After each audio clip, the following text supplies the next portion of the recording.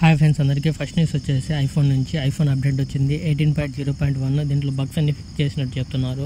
Camera నుంచి మనం photos ఏది ఇస్తూ ఉంటే స్టక్ అయిపోవడం, టచ్ పని చేయకపోవడం, ఇలాంటివన్నింటిని ఫిక్స్ చేశారు. ఇంకా అప్డేట్స్లో ఇంకా మేజర్ ఉండేవి ఏమైనా ఉంటే వాటిని కూడా ఫిక్స్ చేస్తామని చెప్తున్నారు. ప్రాబ్లమ్స్ని, హారిజాంటల్ లైన్స్ని మరియు స్క్రీన్ బ్లర్ అవడాన్ని మొత్తం దీన్ని రెక్టిఫై అయ్యి చెప్తున్నారు. మెయిన్ దీన్ని 3 days బ్యాక్ వచ్చింది. ఎవరికైనా అప్డేట్ రాకపోతే ఫోన్ ఆఫ్ చేసి ఆన్ చేయండి, తర్వాత అప్డేట్ అనేది చూపిస్తుంది.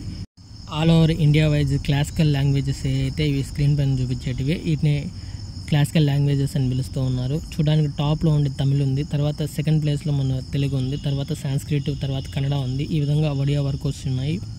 సామ్సంగ్ యూజర్లకు అందరికీ గుడ్ న్యూస్. బట్ కాకపోతే ఇప్పుడు కాదు, నెక్స్ట్ ఇయర్ వాళ్ళకి అప్డేట్ తీసుకొని రాబోతున్నారు. అది Android 15 అప్డేట్ని. ఇప్పుడు ఉండేదంతా బీటా టెస్టింగ్, బగ్స్ ఏమైనా ఉన్నాయి చెక్ చేయబోతున్నారు. వివో ఫోన్స్కి ఆల్రెడీ వివో ఇచ్చేసింది. బట్ కాకపోతే ఇప్పుడు సామ్సంగ్ ఎక్కువ తీసుకునే దానికి టైం మేజర్ కారణం ఏంటంటే, ఇప్పుడు దీంట్లో ఉండడానికి ఏదైనా బగ్స్ మళ్ళీ రిలీజ్ చేసిన తర్వాత రాకుండా ఉండడానికి ఇప్పటి నుంచి వాళ్ళు టెస్ట్ చేసుకుంటున్నారు చెప్తున్నారు. బట్ అయితే ఇది గుడ్ మూవ్. ఇక్కడ స్క్రీన్ మీద చూపిస్తున్న విటమిన్స్ని బాగా గమనించండి. మనకు 100లో 90 మందికి తీసుకుంటే 90 మందికి ఇవి లోపం ఉన్నట్టు చూపిస్తున్నారు. ఓన్లీ 10% మాత్రం ఉన్న వాళ్ళకి మాత్రమే లోపం లేనట్టు చెప్తున్నారు. ఈ విటమిన్ డెఫిషియన్సీ అనేది రాను ఇంకొంచెం ఎక్కువగా పోతుందని చెప్తున్నారు.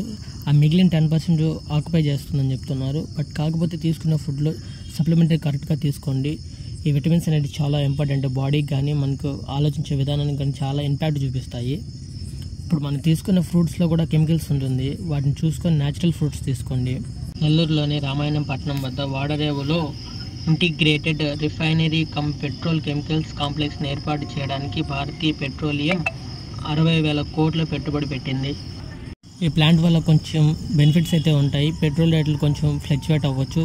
మనకు వచ్చే పెట్రోల్ రేట్ల కంటే ఒక 10 or 5 రూపీస్ తగ్గొచ్చు. CERN 17th యానివర్సరీని జరుపుకుంటుంది. ఇది సైన్స్ అండ్ టెక్నాలజీ మీద ఆవిష్కరిస్తుంది. కొత్త ఇన్నోవేషన్స్ చేస్తూ ఉంటుంది. ఈ ఆవిష్కరణ 70 ఏళ్ళు అంటే చాలా వరకు వాళ్ళు ఎంత కష్టపడి ఉంటుందో చెప్తూ ఉంది ఈ సక్సెస్ మీట్ అనేది.